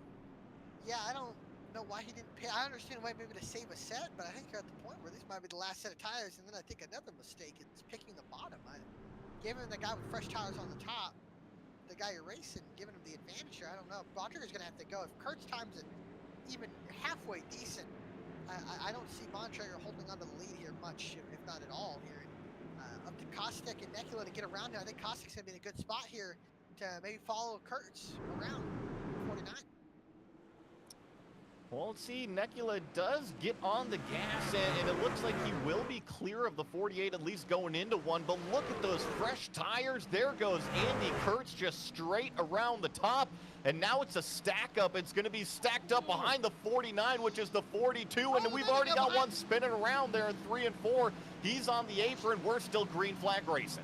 A great save out of Steve McDonald there. Good save there. And he's going to keep it clean and green here as now Kurtz gets the lead from Nekula and Kostek. Bontrager on old tires trying to fend off the pack of Hungry Wolves. Can't do it. Ellingson gets by. And now I think it's going to be a steady downfall for the 49 here through the field. 49, the floodgates have opened for Craig Bontrager, and it is going to be tough to stop them. He's got to get up to the top side of the racetrack and force everybody to go underneath, but really he's choosing the low side, letting kind of everybody with the good stuff take the fast lane. So I think they are just going to leave the 49 in the dust. Andy Kurtz is trying to stretch it out, and as I say that, the 51 had a huge moment and now almost got into the left rear of Levi McCarty, but Jesse Nekula was able to save it. Big save, big slide. That's not going to help that right rear tire. It's a 51 for this run if we get one. And we'll go look at the replay here on the bottom of Kostek. It's really loose, and whew, what a save from that. It almost got hit by Ellingson. Ellingson doing a good job not getting in the back of him. And your top three now, Kurtz, Kostek, Ellingson, and Kostek all over the back bumper of Kurtz here. We haven't talked a whole lot about that number 3 here in season number 8. Last season, Michael Kostek was one of the fastest trucks week in, week out. You could count on him to be at the front and probably to lead the most amount of laps every single race. We haven't seen him kind of trend towards the top 5 here much this season. It seems like Bristol is his coming out race. Remember, he was on pole here. He started the race from the lead position, kind of fell back a little bit earlier on. And if you ask me, I think he was saving tires and he knew this was going to be a little bit of a messy race. But now, call it in the meat and potatoes where you really got to get the stuff done, Kostek has worked his way to the front. Well, let's be honest here, he's running out of time. I know look at that though. Look at the front of these guys though. We're going to have lap traffic here soon as well. That might be Kostek's time to pounce. But I think he's realized, like you said, you don't need to save as much tire. Heck, we only got, what, 40 laps to go. He's got to kind of put pressure on the 48 of Kurtz to maybe force him to push his tires harder, try to make the 48 make a mistake, and maybe for Jacob Ellingson in the 27, sit behind these two and let these guys race it out. I think that the 27, probably if he sees them side by side, need to get up there and try to see if you can follow this truck with the fresh tires, the freshest stuff on through. Now, it's tough because everybody's on equal tires, so what do you say? Hey, which one's going to be faster? That's up to your racecraft in deciding, is it going to be the top lane? Is it going to be the low lane? Is it going to be the traffic? And having to avoid and predict where they're going to go each one of these laps. You see the concentration there from Jake Ellingson, and I think that 27, looking at this season so far, really needs a good points day. He sure does, and right now he can, why not win it? Why not forget about the points? Get yourself locked in and get that win. And I think right now what I'm seeing ahead of him, this lap traffic, if we keep going green, this is going to play a massive role in whoever navigates it probably the best will probably have a, be in victory lane here at the end of it, as long as they don't get wrecked. We've seen lap traffic catch up the leaders just not too long ago, 2 weeks ago in Bristol. In the Xfinity race, Justin Allgaier leading the race, dominant car, gets taken out by a lap car. Can you navigate it without getting in an incident? I think we've seen the 48 really do a good job to fend off the attack from. Oh, there's a spin right in front of him. That was, I believe, the 43 car, but he's all the way down off on the apron. That's Mike Bertosa. they're And he's gonna be just going to cautious. patiently wait down there. We're still green flag racing right now, so I'm not surprised. I think that if he gets up on the racing line, we'll get a yellow flag, and we'll probably get it because he's trying to spin it around. Bontrager's hoping he brings it up for a caution. Let's see if we get it turned around here. He gets it going, and there it is. Caution comes out. And that will now play another interesting role in what happens in this race. It was the right thing to do. It was just iRacing was waiting for this car to come back on the racetrack. I think the only other thing that could have kept a green flag racing is if the 43 hit the tow button and went back down to pit road, which would have, a little bit of a time penalty. But, so is sitting here on the apron letting everybody do laps around you. That's going to be a caution. Now it'll be interesting to see, what do these drivers do? Do they pit? Do they stay out here? We know Craig Bontrager's bringing it in down pit road. Now Andy Kurt's going to put his final set of tires on with less than 30 to go. Everybody is coming down pit road. I'm not surprised, or at least the top handful are coming down pit road. Definitely get those freshest tires you can for the sprint to the end, and I don't expect anybody to visit their pit stall from here on out unless they have damage on their vehicle. Also, want to say hi to Hidden Wit Brewing Company. They were born from the desire to help you find a little escape from the world outside of doors. Our focus from the beginning has always been to craft drinkable beers that you love to enjoy. They are majority veteran owned and the title sponsor of the Tuesday Xfinity Series. So, Alec, we've got strategies, split strategies. I see, what is it, about 3 trucks stayed out on the racetrack on old tires. And sure. Hoffman pretty much, yeah, and then pretty much the rest of them came in, got brand new feel goods. Yes, sir. This is going to be interesting to see how this shakes out. Got George Jewell in his first laps of the night. James Goshen, who's kind of had a up and down night. He's going to be rolling off in the front row here. This is going to be very interesting. How can the 48 and the 3 navigate through these two? And really, where does the 36 pick? He picks bottom. I think the 48 has an advantage. He picks top, though. You put the 3 at the advantage. I feel, I mean, if you're asking me how I'm going to win this race, watch the 48. Yeah. I mean, Andy Kurtz has been the fastest truck. I don't see why it's going to change. The only challenger that I've seen has been Michael Kostek in that number 3. But even then, the 48 was able to fend off that challenge. I would say that Kostek kind of cranked it to 11 on the aggressiveness, trying to get by the 48 that last green flag run. And guess what? He couldn't do it at that point. So I think that Andy Kurtz knows Bristol. He knows the truck. He understands the equipment. He understands what's going on. And you're going to have to beat the 48 if you want to win tonight. Yeah, I will say, though, I think the 48 is really good. But I think the 3, like you said, turn it up. I think even the 27 and the 42, if you were to give either one of them track position, I think you'd have to give, you put any of those guys up in the lead, I think any of them can win here. This is going to be interesting, though. I just have a feeling the 86, or excuse me, the 85 and the 36, they're going to spin tires here. Whoever can get by these two the quickest is probably going to be the winner of this race. Cannot afford to get yourself wrecked here. That's the big key here. What y'all don't see behind the scenes is our producer, Eddie Smith, putting in the chat, this restart is going to be crucial for the winner, and he is 1,000,000% right. Watch this 48, second in line on the low side. I expect him to get rolling behind the 36. There he goes. The 36 gets the whole shot, but crucially, there goes Andy Kurtz with a clean racetrack. He's already clear of George Jewell by turn number 2, and now he sets sail with a clean windshield. His only challenger, Ellingson, in the 27 giving chase.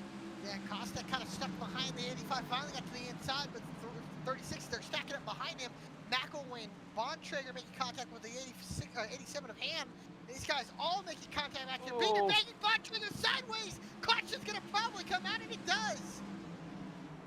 A yellow flag, a jumpy yellow flag by Barney out there. He was seeing that 49 put up some tire smoke. He kept his foot in it, trying to save it, which he did. Fantastic call it.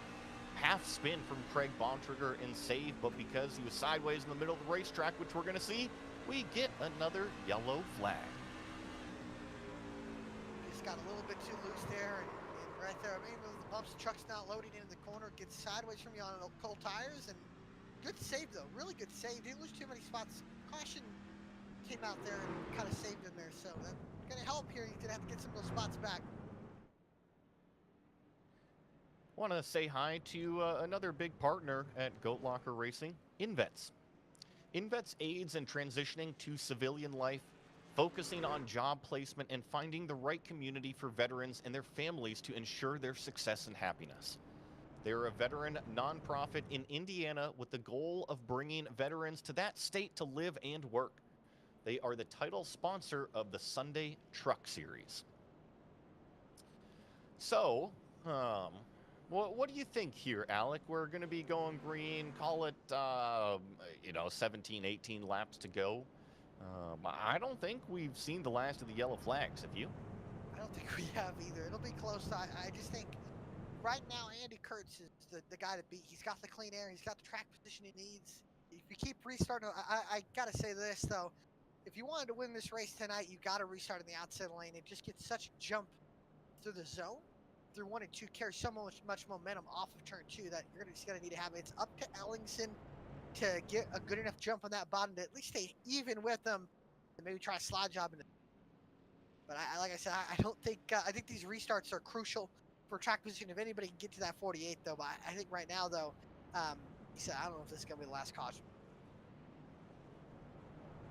Well, our pace truck probably rivals Andy Kurt's lap lead count here tonight, but that's okay. Bristol known to be a little bit emotional for sure, as you see 8 different yellow flags we've seen in the 102 laps so far, but that's typical short track. It is the last great Coliseum. I forget, Alec, do you know off the top of your head how many fans can fit in the grandstands here? I know it changes, and they've changed it a little bit, but I know it used to be over 100K.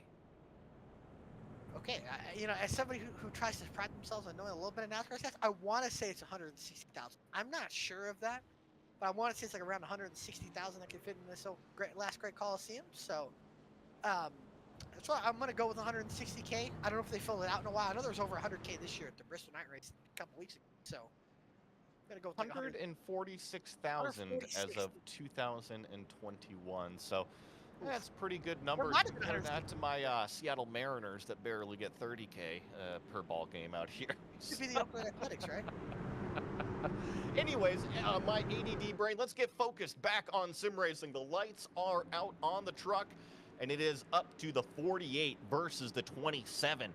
Is Andy Kurtz going to be able to stand on the gas like we've seen all night? Yes, he does get the launch, and he brings the 51 of Jesse Nekula up alongside of Jake Ellingson, but that 27 drove it deep into 1 and 2. He clears them for second place.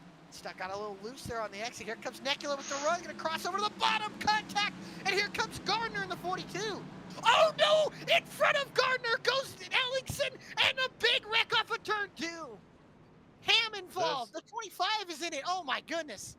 Usually when we talk about the big one, it is at a super speedway, and the nightmare season continues for Jake Ellingson. You see the frustration right there. He had a great run going at Bristol, and folks, if you think sim racing isn't real, you just saw how real it is out of Jake Ellingson. All of this work to go into tonight just kind of tossed into the wall, and you saw the emotion from it. And Ellingson not happy. I don't know. It looks like he might have just lost the rear end here going into turn 1, and I can't blame him for being upset, man. He had such a good race going, and like you said, it shows what it means to get good finishes here, be up in the points, and he did a great job keeping second there on the restart here, and I think just into 1. You see he's already loose. And into the corner, he's already carrying the looseness in, and it just goes around, snaps around from him. There's nothing you can do. And Gardner gets caught up in it. The 14 Taylor Kaufman's in it. Ham gets a piece of it. I think it's Tyler Justice in it. Matt Knight's even got the big wreck there. And through all that, the biggest gainer, how about the guy in 4th?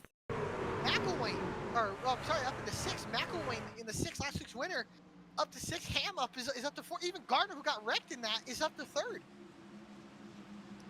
We catch all these challenges in this group. Let's see who else was able to either sneak through or be involved. Oh, man, gosh. McCarty did a good job missing it. Bontrager. You see the 85 and the 42 actually in front of it, because you were right, the 42 kind of got a piece of the wall, plus a piece of the 27 as he snuck by, but then afterwards the 85 and the 42 got into it as well. Let's see here, 85 gets underneath. Oh, the 42 actually spun, and then Alec, that was pretty significant contact between the two. It looked a lot like Mullins and DiSalvino early in this race. I'd be really worried about the 42 having suspension damage. He hit him right in the left front.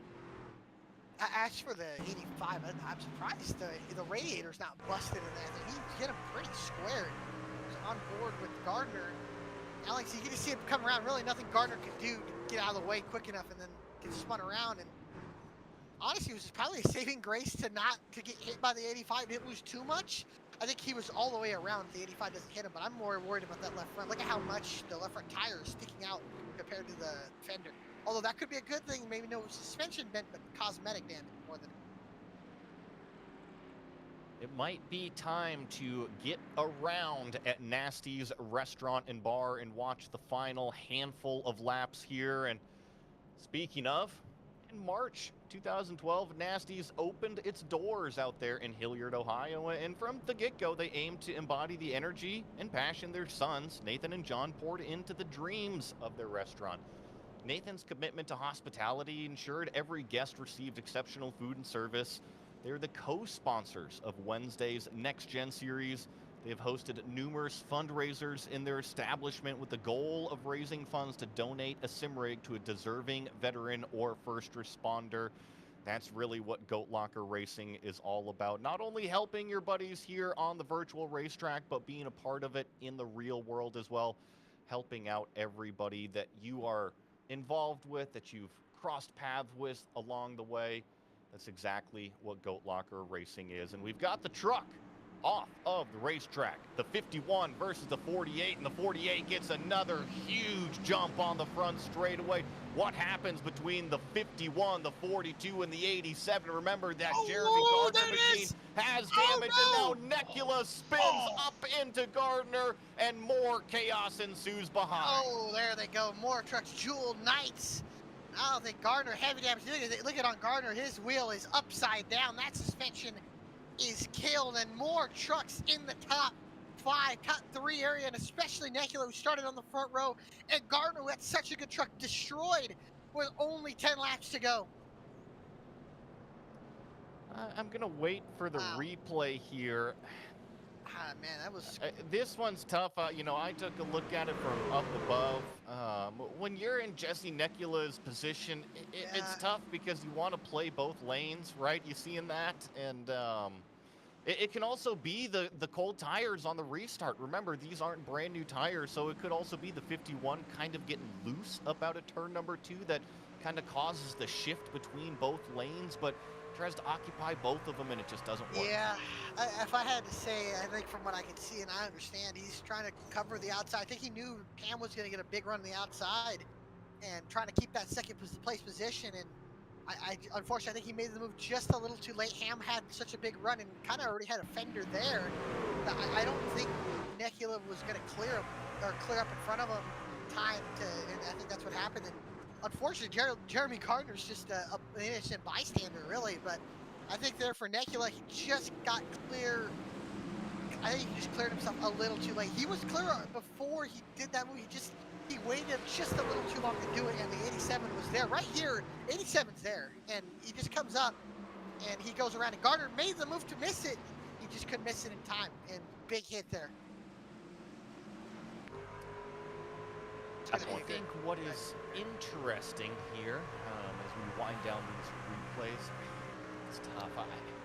Yeah. I wonder if he just got loose coming up out of turn number 2 on the old tires on the restart. Either way, you can't fault the 51 at all, other than if Yeah, he no. physically tried to block both lanes. Okay, then you can point the finger at him. But I do think that he was a little bit loose coming up out of turn number 2. Anyways, to set the scene, we've got about 4 laps remaining, or I should say, once we get going green, we should have about 4 laps remaining.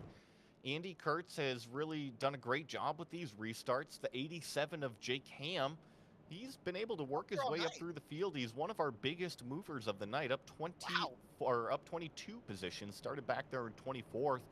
And the other one, Alec, you mentioned him before the previous restart, is Cody McElwain, last week's winner. Been quiet all night in putting together a pretty good performance. I mean, we haven't really talked about him much. He's kind of, I think he even got involved in one of the cautions, but really he's been quiet all night and kind of avoided all the chaos, and it's got him up to third. So it's looking really good so far for McElwain.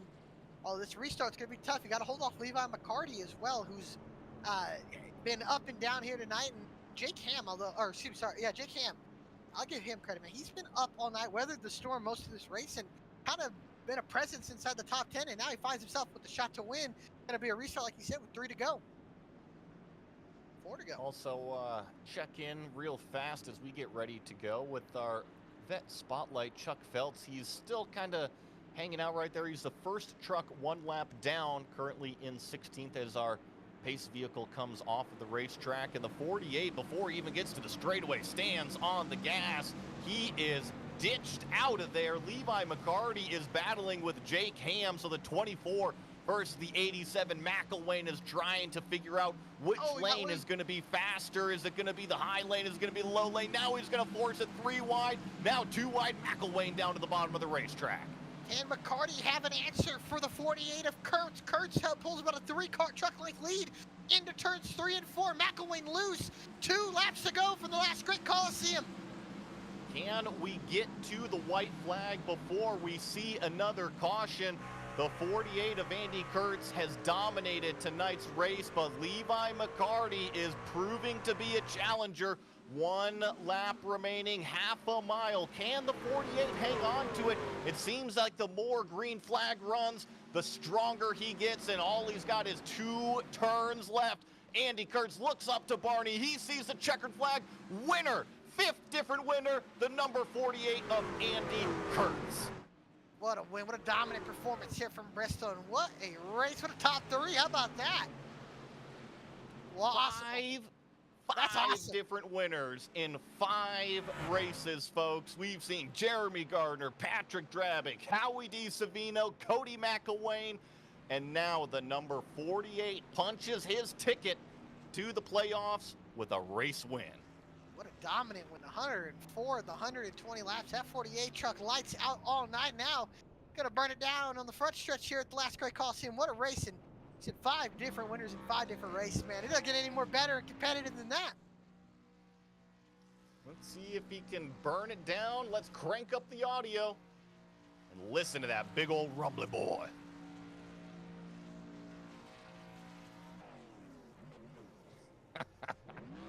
You gotta love some celebratory donuts, burnouts. It always sounds good. We're going to bring up your official results on screen with that number 48 on top of it all. Andy Kurtz taking home the checkered flag. Levi McCarty with a fantastic drive, our biggest mover. He started all the way back there in 26th position, gained 24 to finish in 2nd place. Jake Ham in 3rd place. Cody McElwain, last week's winner, in 4th. Michael Kostek, who started up front, will collect a top 5 finish. James Goshen with an excellent run himself in the 85 to finish in 6th. Stephen McDonald in 7th. Craig Bontrager in 8th. James Kaufman in 9th. And Tyler Justice, who we didn't speak of much, finishes with a top 10. How about Matt Knights, 11th. George Jewell led a couple laps, comes home in 12th. And Daniel Cunningham, 13th. Jesse Necula caught up in that last caution, comes home 14th. Jimmy Barkis, 15th and 15th. Truck about that, our veteran spotlight of the race. It looks like Chuck Phelps brings home 16th. Mike Browning in 17th. Jeremy Gardner, 18th. Jake Ellingson going to come home in 19th. And Mike Bertosa is going to come home in 20th. across the page is, I believe, one more. Jamie Mullins finished a bunch of laps down, but I see did have a checkered flag, so he finished the race. Unfortunately, Patrick Drabick, Chance Taylor, David Duke, Howie DiSavino, they did not finish today's race. A DNF for them on the time cheat. But I think we do have a race winner. He's going to be joining us here in the broadcast booth. We've got Andy Kurtz with us, winner number 5 in race number 5. How does it feel, sir? Hey, what's going on? It's good. It's my first race this season with the guys on Friday night, so really happy to be here running with these guys. And yeah, little surprised, but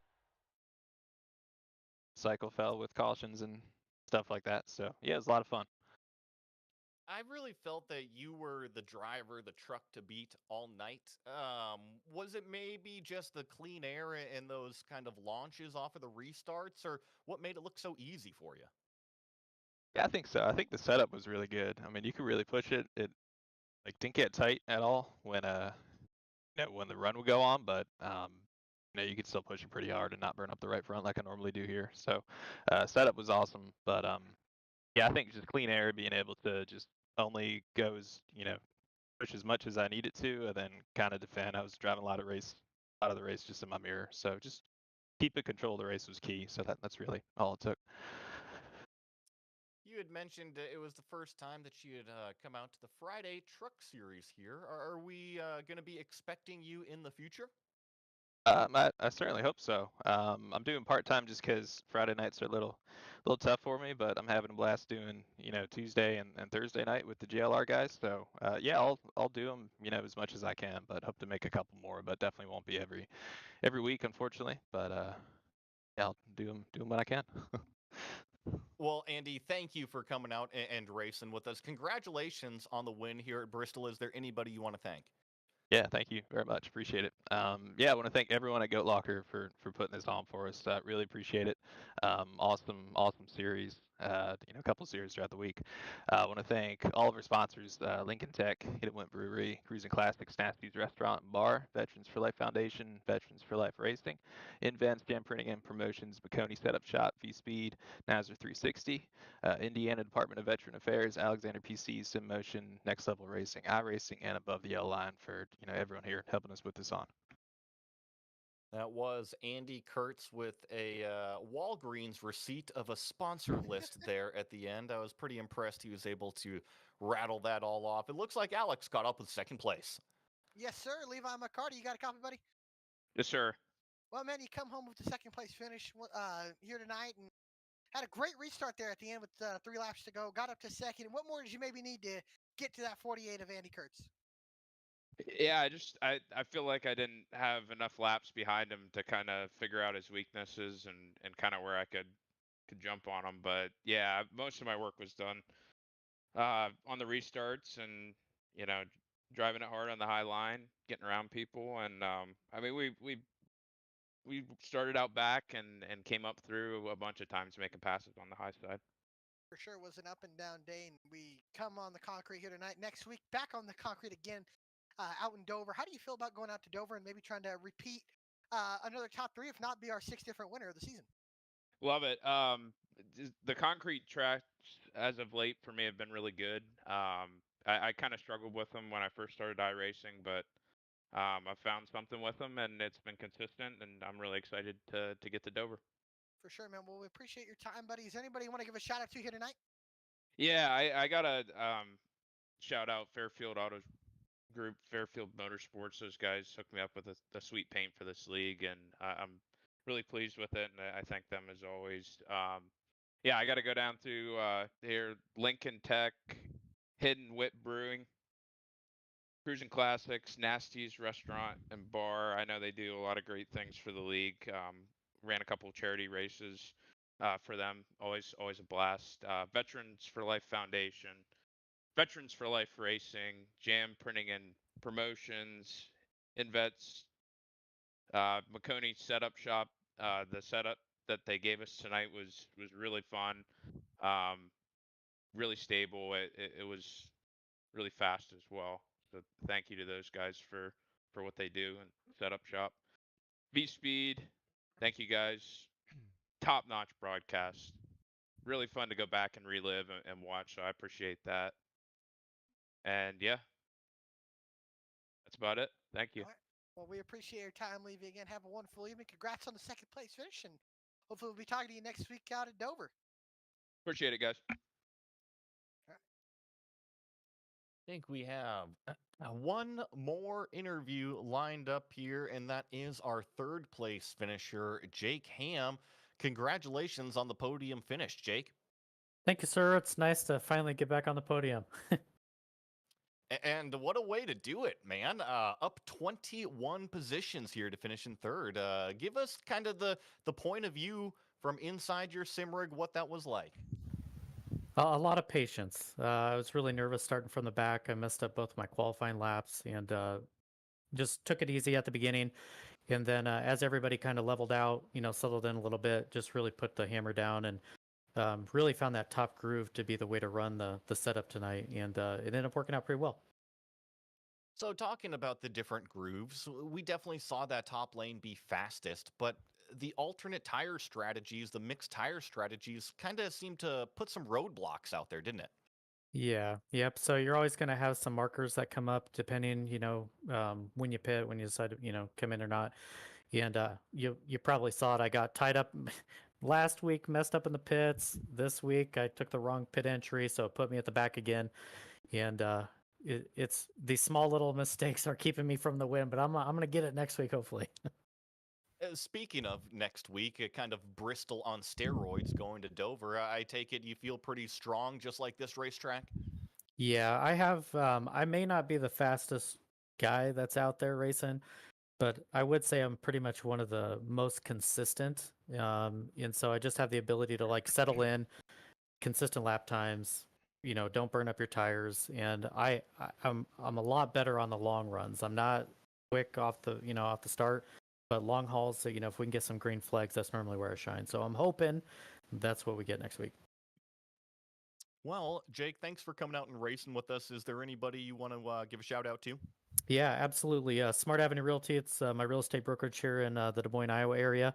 Mike Browning for the awesome paint job, the Black Sheep scheme that we're running. And then obviously, our main sponsors, we got Nazar 360, VSPEED, Maconi for the setup this evening. Jam Printing Promotions, get some cool, sick, gear that's sent to us, being a part of the league, which is great. InVets, Veterans for Life Racing, Veterans for Life Foundation. Nasty's Restaurant for all the hosting and everything that they do for the vets and get to watch us every once in a while. And then Cruising Classics with their, gotta watch my language, with their awesome cars. And then Hidden Wit Brewery and Lincoln Tech. That was Jake Ham driving the number 87 truck, finishing in third place. And Alec, I'm going to bring you back in here kind of for our closing thoughts. We've had 5 different races to open up, and we've seen 5 different winners so far. You couldn't ask for a better script to start the season. No, you could not. You definitely couldn't. I mean, 5 different winners in 5 different races. That's very hard to do, and it shows you the competitiveness of Goat Locker and how these guys are just attacking every week. It seems like somebody new and comes in and they're fast and they can win. And Dover, I think, definitely possible. We could have a new winner as well. Dover's always can be crazy. It's fast and it's going to chew up tires. I'm really looking forward to seeing what happens next weekend, seeing if we could go 6 for 6 on the season, which would be pretty wild. I know Eddie was telling me that we had, I think, 7 or 8 different winners here last year, and we might just tie that up in the first 8 races. How about that? If you want to catch that race from Dover, it will be 1 week from today, Friday, October 11th, same exact time right here on the VSPEED YouTube channel. That is 8:30 p.m. Eastern, 7:30 p.m. Central. You can also catch it on the Goat Locker Racing Facebook page. And for Patrick Drabick, Jamie Barkis, and everyone at Goat Locker Racing, Adam Baker and Bradley Cooper at VSPEED, and of course our producer Eddie Smith, my colleague Alec Martinez here in the booth. My name is Joey Atterbury. Thank you for watching tonight's broadcast, and I'll see you at the checkered flag. Okay, mics are off. Good job. Yeah! Killed it. Cool. That was fun. That was awesome. Good time? Yeah, other than me fucking stumbling through the vet spotlight for Chuck. All good, brother. Whatever. I mean, I stutter a little bit when I see him too, so it's normal. Yeah. All right. Well, hey, that's the broadcast. Anybody that was watching it, cool. You kind of got to see a little bit of behind the scenes. Kind of hear some banner that goes on, see how everything works together, trying to make put three people together in a booth and make them work, sitting thousands of miles apart sometimes. So I thought that went well, and a damn good race. Yeah, man. It was good. Good time. Appreciate you. All right. Well, I'm going to end the stream. So thank you all for watching. We'll see y'all for Goat Talk on Monday night. So come on out for that. A massive